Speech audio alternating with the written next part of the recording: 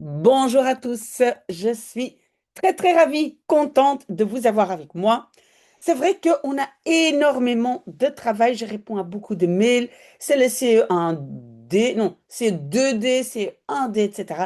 Bref, mais je prends le temps de lire avec vous, d'autant plus que nous sommes encore 73 pour ce podcast. Fantastique. Donc, on va lire déjà l'article 86.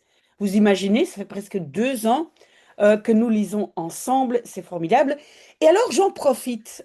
En néerlandais, on dit twee vliegen in één klap, hein, deux mouches d'un coup. Ça veut dire que, donc, on va lire notre article, mais c'est Aliénor qui a demandé de parler de cet article. Je pense qu'elle est en option économie et elle doit préparer un article et elle l'a déjà lu, analysé et elle demande que nous le lisions avec elle. Donc on va le faire, hein. On va le faire, Léonore. Bonne chance avec ton examen d'économie. Mais donc le titre, non, donc l'article vient du Trends Top Knack, hein, assez connu. Et je pense que l'article était au départ posté sur le site de la Banque nationale. Je pense. Et on parle donc de Wereldhandel, le commerce mondial. Oui, tout le monde sait, hein, c'est un grand sujet aujourd'hui, le commerce mondial, avec tout ce que M. Trump décide, mais donc incertitude sur le commerce mondial. Donc cette incertitude, pardon, oui, parce que quand on donne un titre, on enlève toujours des articles, mais donc cette incertitude ralentit les investissements des entreprises. Et j'ai déjà mis 2 mots dans la liste de vocabulaire qui se trouve tout à fait à la fin, hein, vous voyez, l'article n'est pas très long, mais on a quand même beaucoup de mots, hein. On va dire un peu le vocabulaire économique. Mais alors, qu'est-ce qui est important dans le mot vertragen, ralentir? C'est qu'on peut construire beaucoup de verbes avec ver, adjectif et puis en.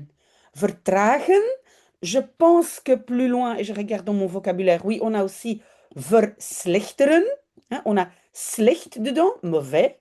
Donc verslechteren, c'est empirer. Donc vous voyez avec ces verbes ver, adjectif, en, il y a toujours quelque chose de progressif, il y a quelque chose comme une évolution ou un changement. D'accord? Donc, on a verhogen, verlagen, verdikken, verdunnen. Ben, il y a énormément de verbes, donc vous devez commencer à les construire vous-même. Je vais quand même agrandir un tout petit peu. Et donc, j'ai mis aussi le mot bedrijfs dedans. Ici, c'est le mot bedrijfsinvesteringen. Pourquoi c'est important? Oui, investeringen, c'est facile, ce sont des investissements. Het bedrijf, hein, c'est l'entreprise. Rappelez-vous, tous les mots à 2 syllabes, comme bedrijf, qui commencent par be, ver, ge, ont het. Très important. Donc c'est het bedrijf. Alors on met le S pour coller les deux. Et pourquoi c'est si important? Parce qu'il y a des gens qui ont un très bon niveau, mais qui continuent à, en fait, décortiquer les mots, un peu un système qu'on appelle comme en français analytique, donc on dit des investissements de l'entreprise, non en néerlandais, c'est une langue synthétique, on va coller ensemble. Et souvent le S, ou bien c'est un S qui lie 2 mots, ou bien c'est un S, un ancien génitif, donc c'est-à-dire de l'entreprise. OK? Tout ça pour vous dire bedrijfs. Et puis, donc, regardez comment je l'ai mis dans le vocabulaire ici. Vous voyez donc de l'entreprise. Mais on peut combiner, parce que je pense que plus loin dans l'article, on va avoir bedrijfsleider, hein, donc le gestionnaire ou le CEO, comment on dit ça, le chef d'entreprise, hein, mais c'est chaque fois de l'entreprise, donc c'est bedrijfs. N'oubliez pas ça. Si vous voulez démontrer, si vous voulez prouver à quelqu'un que votre néerlandais est quand même déjà d'un niveau on va dire très bon, alors, vous devez commencer à coller les mots, faire des longs mots et je vous promets, dans cet article, on a des très longs mots. Ok, donc, les entreprises belges regardent vers l'avenir avec une voorzichtigheid, je pense assez facile, une prudence toenemend, een toenemende voorzichtigheid. J'ai mis dans le vocabulaire toenemend et afnemend. Croissant, décroissant. Donc une prudence croissante. D'accord? Ça, c'est très joli comme mot, je trouve. Toenemend, afnemend. Voilà. Donc ils sont de plus en plus prudents. Dat blijkt uit. Oui, ça, on a déjà vu 10 000 fois. Hein. Dat blijkt uit, c'est démontré par, ici, voilà. Mais donc, ça, on a déjà eu souvent. Ça, vous devez connaître. OK. De, ben, éco-business le plus récent. En néerlandais, on peut dire jongste, le plus jeune. Hein. Donc, de la Banque nationale. Ben, vous voyez, c'était donc la Banque nationale. Et donc, c'est quoi ça, le donc, Business Echo? C'est une bevraging, un sondage, on va poser des questions, hein, vragen, un sondage auprès des, et vous voyez le mot ici, bedrijfsleiders, des chefs d'entreprise, d'accord? Qui, et donc j'ai mis dans le vocabulaire die plaatsvond. Pourquoi j'ai mis ça dans le vocabulaire? Plaatsvinden n'est pas si difficile, ça veut dire avoir lieu. Mais attention, quand on a une P2, une subordonnée, ici j'ai simplement une phrase relative, hein, donc qui, c'est aussi une P2. La particule reste collée. Donc c'est très bien de mémoriser de bedrijfsleiders die plaatsvond. Toutes les particules restent collées quand il y a un rejet. Et ici, la particule séparable, c'est plaats. Quand c'est une phrase normale, c'est het vond plaats. D'accord? Donc, quand il y a un rejet, la particule colle. Et puis, j'ai mis aussi kort nadat. Donc, ça veut dire peu de temps après que. Attention, nadat, c'est après que, hein, c'est pas après. Après, c'est na. Donc, peu de temps après que le président américain Donald Trump. Qu'est-ce qu'il faisait donc un rejet aankondigde? Il annonçait des nieuwe invoerheffingen. Oui, oui, c'est quoi encore? C'était les tarifs d'importation, de nouveaux tarifs d'importation. D'accord? Oui, parfois mon français est un peu bizarre. C'est parce que j'essaye de traduire pour que vous compreniez chaque petit mot. Un peu de café. J'espère que vous aussi, vous avez du café. Moi, je suis assez fatiguée, mais heureusement fatiguée. Je ne sais pas si on peut dire ça, ou positivement fatiguée. J'aide tellement de personnes et les jeunes reviennent vers moi. Madame, j'ai eu un 14 au lieu d'un 10 sur 20, etc. Donc voilà, j'adore ça, mais j'ai besoin de café. Voilà. Dans 2 semaines, je serai à nouveau complètement à vous car les étudiants auront fini. Donc, le timing, verklaard. Verklaren n'est pas, en tout cas pas toujours déclaré. Déclaré. Hein. Verklaren peut être déclaré, mais veut aussi dire rendre plus clair. Hein. Klaar veut dire aussi clair. Donc, le timing explique. Donc, attention, je l'ai mis dans le vocabulaire. Verklaren. Eh ben, je ne l'ai pas mis. C'est pas possible, j'ai oublié de le mettre. Ah non, si, il est là, pardon. Verklaren, donc c'est et déclarer, mais aussi expliquer. Donc en fait, je dois pas simplement, je dois mettre ça comme ça parce que c'est vraiment 2 explications différentes. Vous comprenez, hein? Déclarer, c'est quelqu'un qui déclare quelque chose. Hein. Je déclare mon amour envers vous. Mais expliquer, ça veut dire rendre plus clair. Le clair là-dedans, c'est clair, ok? Donc, c'est 2 choses différentes.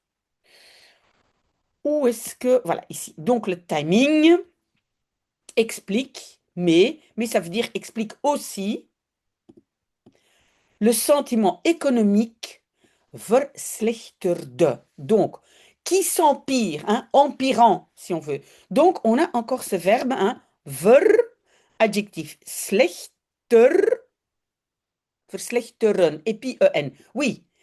Donc, c'est le comparatif qu'on met dedans. Slechter devient pire. Hein. On dit, on ne met pas l'adjectif mal dedans, slecht, mais slechter, pire. Les tarifs, le tarif, on va dire commerciaux, les tarifs de commerce, aangekondigd, annoncé. Et là, et ça c'est important, onvoorspelbaarheid. Voorspellen, c'est prédire ou prédire, oui, donc prévoir, donc voir dans l'avenir, d'accord? Prédire. Voorspelbaar, prévisible. Voorspelbaarheid, prévisibilité et le on, imprévisibilité. Donc, les préfixes et suffixes, vous devez savoir que vous pouvez construire des mots vous-même en néerlandais. Donc, voorspellen, prédire, et tout vient de là. Donc là, peut-être on va dire en français plutôt l'imprédictabilité. En tout cas, ici, c'est vraiment l'imprévisibilité de la gestion globale.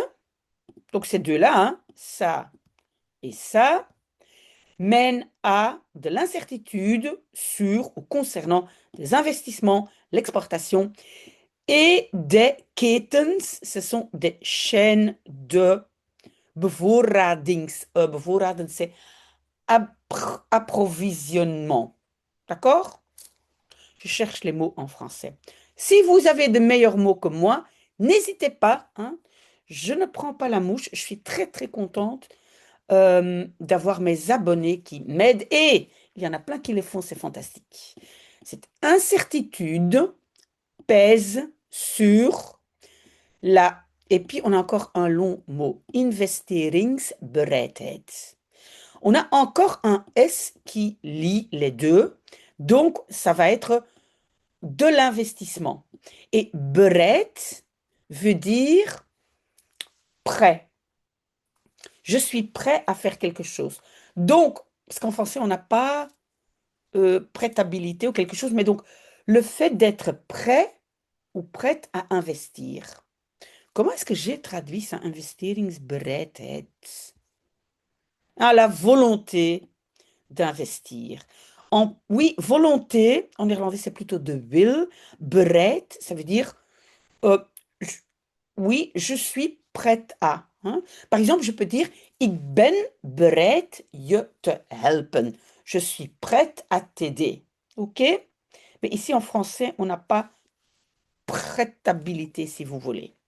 OK, je suis sûre que vous me suiviez, je suis sûre que vous êtes avec moi, absolument sûr où ce que je suis. OK, donc, malgré le financement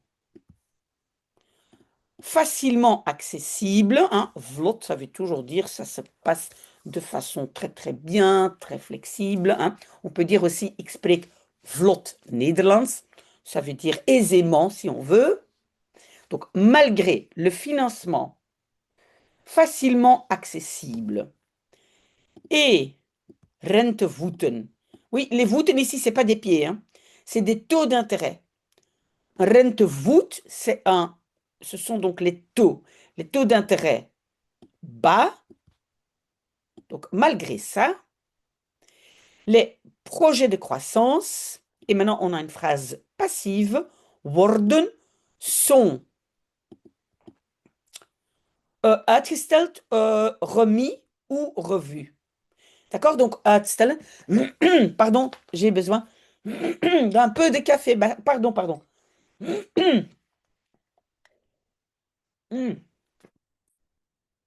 C'est très bizarre, souvent le dimanche matin, et je me demande, parce que j'ai toujours la fenêtre ouverte, si ce n'est pas quelque chose à voir avec les pollens. Bref, on ne parle pas de moi.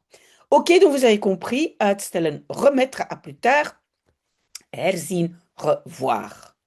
Beaucoup d'entreprises limitent, j'espère que vous connaissez le mot beperken, sinon vous pouvez le rajouter à votre vocabulaire. Donc, beaucoup d'entreprises se limitent momentanément à l'optimalisation.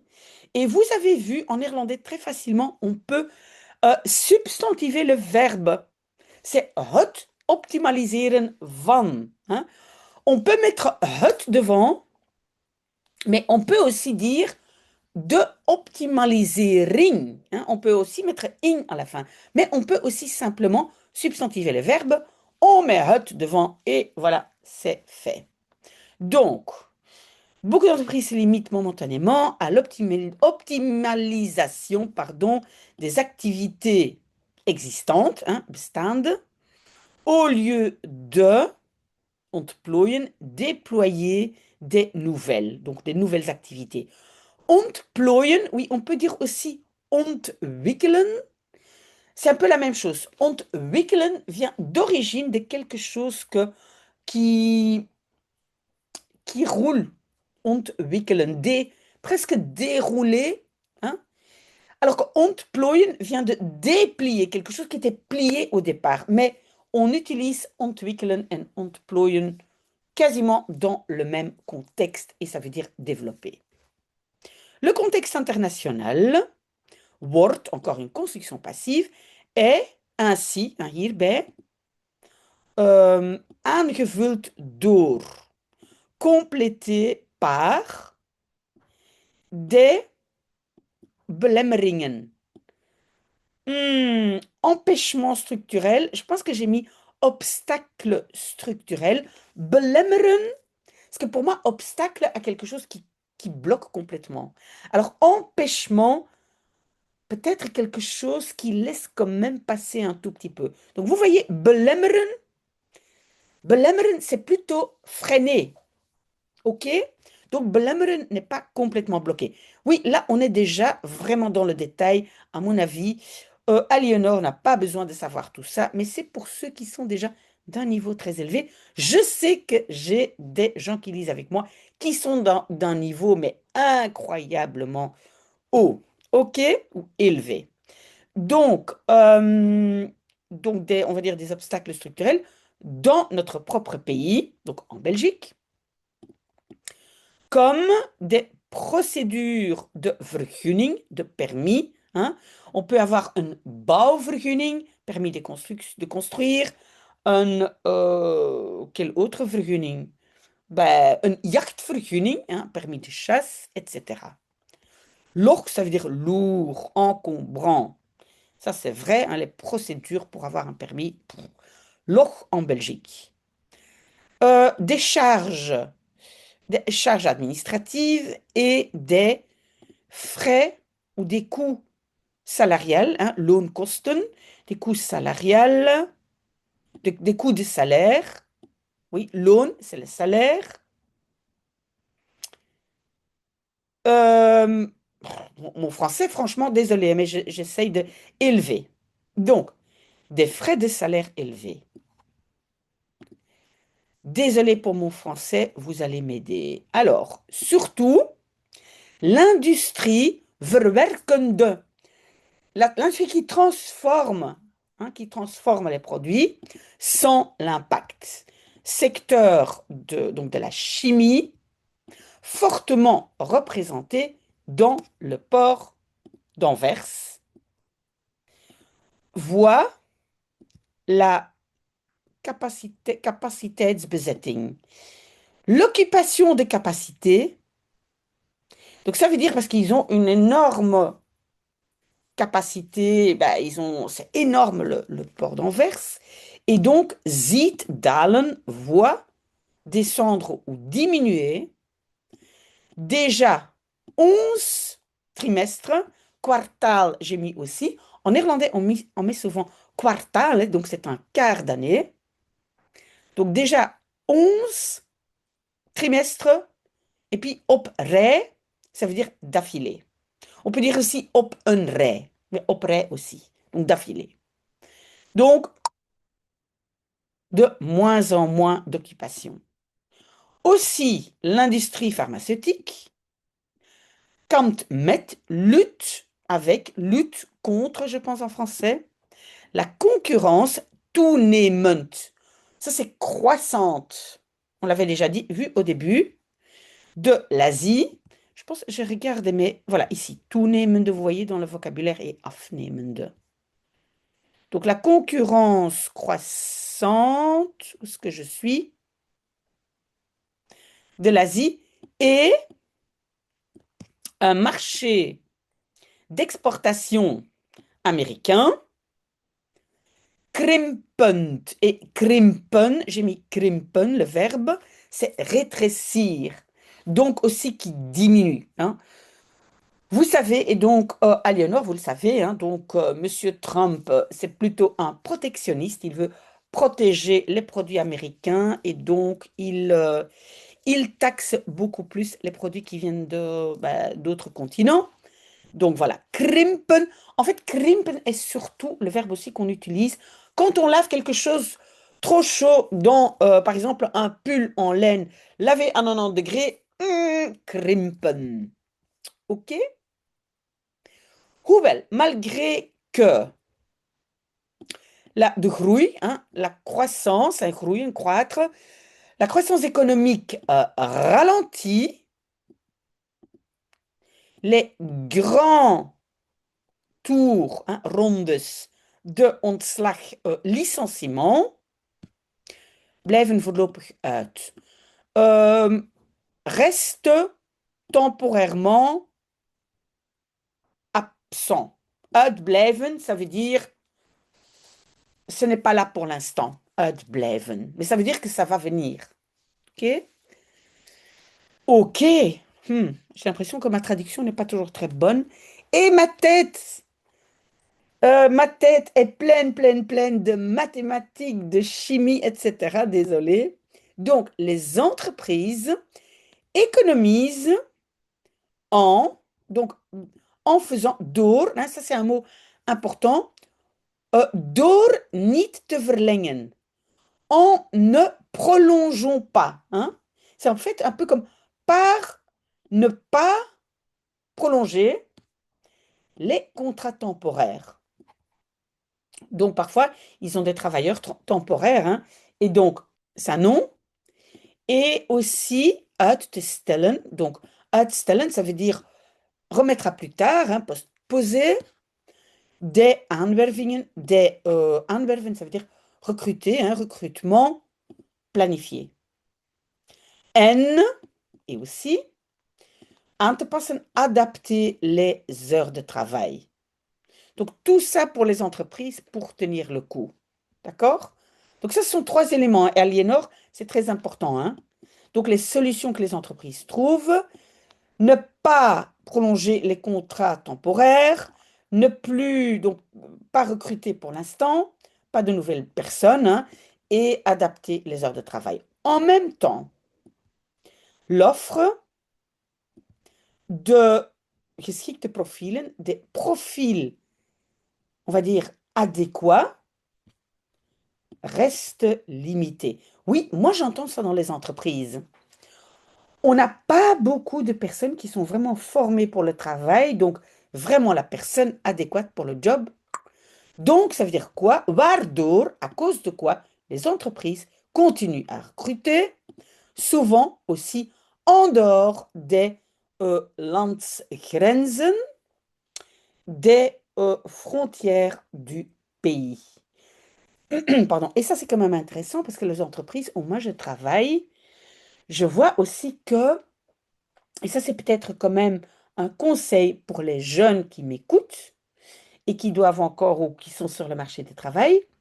Alors, on ne doit pas être trop exigeant au départ quand on commence, parce qu'il y a des pays où les salaires sont beaucoup plus bas. Je donne un exemple, en Italie, hein, même quelqu'un qui est diplômé, il y a beaucoup de gens qui ne gagnent que, je pense, 800 euros, enfin ça dépend, et donc ils sont prêts à faire plus de sacrifices. J'ai l'impression qu'aujourd'hui, je fais beaucoup de blabla.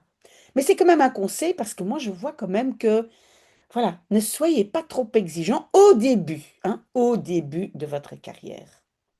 D'accord? Alors, la Banque nationale, verwacht, s'attend à ce que le ralentissement de croissance zich zal doorzetten, continuera, hein. Zich doorzetten, ça veut dire se rendre permanent. Ça peut, je ne trouve pas le mot exact, mais donc continuera, hein, doorzetten. Le reste de cette année. Aussi d'autres indicateurs comme la confiance des entrepreneurs. Vous avez vu encore le S génitif pour lier les deux mots, hein. Donc ça, c'est intéressant aussi. Donc la confiance est un peu partie. Donc la confiance d'entreprendre et de vooruitzichten. De vooruitzichten, c'est vraiment donc les attentes des institutions européennes confirment que l'économie belge, cette année-ci, et puis c'est het moeilijk zal krijgen, aura difficile. Donc au niveau économique, la Belgique aura difficile. De Europese Commissie, donc la Commission européenne, voorspelt, c'est encore une fois donc prédire, prévoir, hein, c'est comme si on lit dans l'avenir, prévoit une croissance de seulement 0,8% en 2025 et cela est beduidend, ça veut dire clairement, considérablement sous la moyenne. Moyenne, c'est gemiddelde de la zone euro. Voilà, on a fini, puis on a le vocabulaire. C'est quand même un article intéressant, Aliénor. Merci beaucoup hein, de l'avoir envoyé. Et c'est une vraie réalité. Donc ici, on a tous les mots, d'accord? Je pense que nous avons parlé de tout. Donc normalement, voilà. Donc essayez de rajouter quelques mots. Ah oui, beduidend, c'était significativement, oui. Bon, si vous voulez, aidez-moi avec mon français. Parce qu'en traduisant comme ça, moi je ne suis pas traductrice, hein. Mon premier diplôme était la philologie, qui n'est pas vraiment... Donc, je ne suis pas vraiment traductrice, mais bref, ça ne vous intéresse pas, mais très, très contente que vous soyez encore toujours aussi nombreux et nombreuses avec moi. J'adore ça. Maintenant, je vais travailler encore avec mes jeunes étudiants et j'espère, mais vraiment, je dois avoir un peu de temps de faire un petit bubble chat. J'espère vraiment, mais maintenant, d'abord les étudiants qui ont des examens. Voilà, très très bon dimanche et j'espère à la semaine prochaine.